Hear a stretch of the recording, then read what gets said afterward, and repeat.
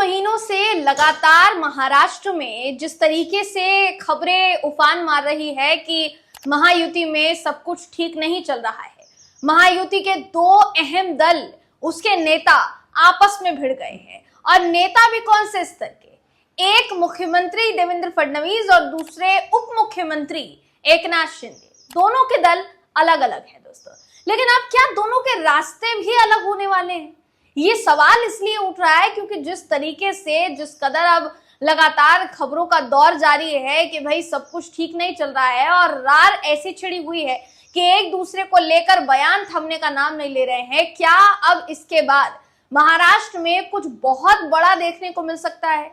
क्योंकि देवेंद्र फडणवीस अभी तक बहुत ही संयम भरा बयान देते हुए नजर आ रहे थे, जिसके बाद ऐसा लग रहा था कि हो सकता है नाराजगी एकनाथ शिंदे की ही हो, मगर बीजेपी सब कुछ संभालने की कोशिश में जुटी हुई है।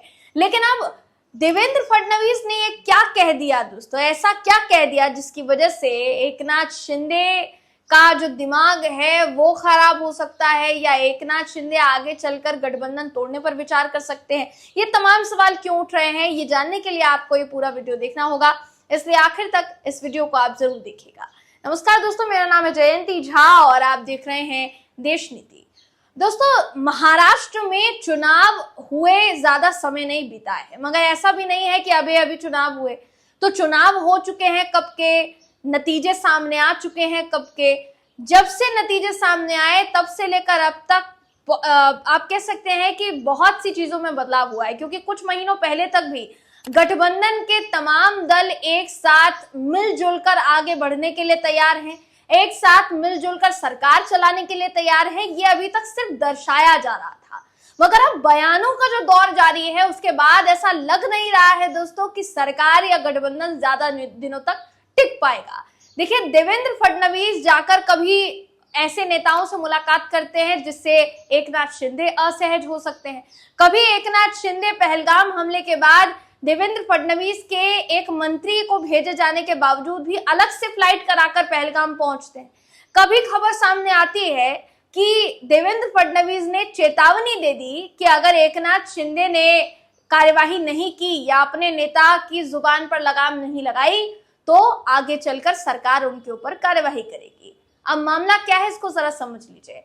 दरअसल दोस्तों, आपकी स्क्रीन पर एक खबर देखिए, मैं आपको दिखा रही हूँ। वो खबर क्या कहती है? खबर ये कहती है कि मुख्यमंत्री फडणवीस ने पुणे में संतोष जगदाले और कौस्तुभ गणबोटे के परिवारों से मिलने और उन्हें सांत्वना देने के लिए वहां पर मौजूदगी दर्ज कराई थी। और ये दोनों 22 अप्रैल को बैसरन में हुए आतंकी हमले का शिकार हुए, उसमें मारे गए। एकनाथ शिंदे सख्त चेतावनी दे उस नेता को जिस नेता ने महाराष्ट्र पुलिस को लेकर बयानबाजी की है। ये कहा है, ये बयान दिया है देवेंद्र फडणवीस ने। शिवसेना विधायक संजय गायकवाड़ की यहाँ पर बात हो रही है दोस्तों। शिवसेना शिंदे विधायक संजय गायकवाड़ ने एक बयान दिया बीते दिनों, जिसमें उन्होंने महाराष्ट्र पुलिस पर सवाल खड़े किए। अब सवाल क्या खड़े किए ये आगे आपको मैं पहले बताऊं, उससे पहले आपको जरा बता देते हैं कि देवेंद्र फडणवीस ने एकनाथ शिंदे को क्या कहा है संजय गायकवाड़ को लेकर। देवेंद्र फडणवीस ने कहा कि पुलिस के खिलाफ इस तरह का बयान देना ये सही नहीं है। मैं एकनाथ शिंदे से कहूंगा कि संजय गायकवाड़ को सख्त से सख्त चेतावनी दे।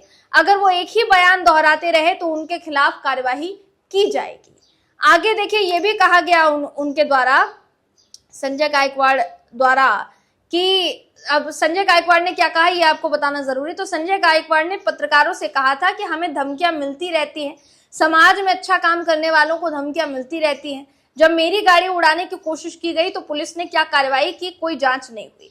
गायकवाड़ ने महाराष्ट्र पुलिस को दुनिया में सबसे अक्षम पुलिस बताया दोस्तों। इसी के साथ साथ और भी टिप्पणी की। संजय गायकवाड़ ने कहा कि दुनिया में कोई भी पुलिस विभाग महाराष्ट्र पुलिस जितना अक्षम नहीं है। अगर महाराष्ट्र सरकार कोई नया कानून लाती है तो पुलिस का हफ्ता बढ़ जाता है। अगर सरकार गुटखा पर प्रतिबंध लगाती है तो उनका हफ्ता बढ़ जाता है। अगर सरकार शराब पर प्रतिबंध लगाती है तो उनका हफ्ता बढ़ जाता है। अगर महाराष्ट्र और देश की पुलिस ईमानदारी से काम करे तो दुनिया में सारे अपराध खत्म हो जाएंगे। बस शर्त यह है कि पुलिस अपना काम ईमानदारी से करे। ये इतना बड़ा बयान दिया है संजय गायकवाड़ ने। संजय गायकवाड़ ने आगे ये भी कहा है कि मैंने हाल ही में ये पढ़ा कि एक पुलिस अधिकारी चोरों का सरगना था। बुल्डाना में 2 पुलिस वाले 2 चोरों के साझेदार थे।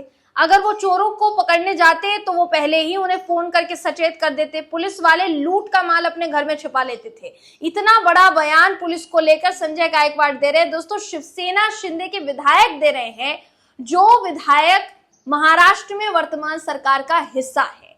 अब जरा इसको समझने की जरूरत है कि अपने ही नेता आरोप लगा रहे हैं अपनी ही सरकार के खिलाफ। पुलिस प्रशासन किसके अंडर चलता है? महाराष्ट्र में मुख्यमंत्री गृह मंत्री की भूमिका भी निभा रहे हैं, यानी देवेंद्र फडणवीस के ही अंतर्गत गृह मंत्रालय भी चल रहा है। पुलिस क्या करेगी, कब क्या उनकी प्रतिक्रिया होगी, क्या गतिविधि होगी, वो क्या कर रहे हैं, क्या नहीं कर रहे हैं, सारी चीजों की देखरेख देखभाल जो है वो एक तरीके से देखा जाए तो महाराष्ट्र की सरकार करती है। महाराष्ट्र की सरकार में सिर्फ देवेंद्र फडणवीस या बीजेपी नहीं है, महाराष्ट्र की सरकार में एकनाथ शिंदे की पार्टी जो है शिवसेना, वो भी हिस्सा है। ऐसे में शिवसेना के विधायक अगर महाराष्ट्र की ही पुलिस पर सवाल जवाब खड़े कर रहे हैं तो अपनी सरकार पर सवाल खड़े कर रहे हैं। इससे किसकी बदनामी हो रही है? साफ सीधे तौर पर देवेंद्र फडणवीस सवालों के घेरे में आ रहे हैं। तो देवेंद्र फडणवीस ने अब ये कह दिया है कि कार्यवाही जो है वो करनी चाहिए, एकनाथ शिंदे को कहना चाहिए, उनसे चेतावनी देनी चाहिए, वरना हम उनके खिलाफ कार्यवाही जो है वो करेंगे। तो सबसे जरूरी बात यहाँ पर ये हो जाती है कि देवेंद्र फडणवीस ये कह रहे हैं कि अगर वो एक ही बयान को बार बार दोहराते तो उनके खिलाफ कार्रवाई होगी, वरना चेतावनी देनी चाहिए एकनाथ शिंदे को। क्या एकनाथ शिंदे देवेंद्र फडणवीस की नहीं सुन रहे हैं, या दोनों के फैसले अलग अलग लिए जा रहे हैं क्या? जो अगर शिवसेना के विधायक अगर कुछ कहे तो मीडिया में आकर देवेंद्र फडणवीस को यह कहना पड़ रहा है कि एकनाथ शिंदे को अपने विधायक के खिलाफ कार्यवाही करनी चाहिए। ये जो स्थिति बन रही है महाराष्ट्र में, ये कोई सामान्य स्थिति नहीं है दोस्तों।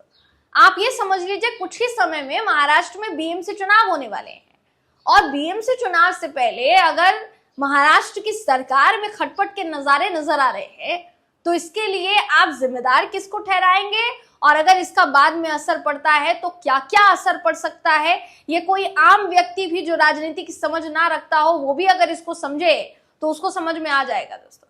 ऐसे में सवाल फिलहाल के लिए यही उठ रहा है कि ये जो खटपट के नजारे देखने को मिल रहे हैं, तस्वीरें देखने को मिल रही है, ये थमती है या नहीं? क्योंकि अगर नहीं थमेंगे दोस्तों तो आगे चलकर महाराष्ट्र की सियासत में बड़ा उलटफेर देखा जाना संभव है।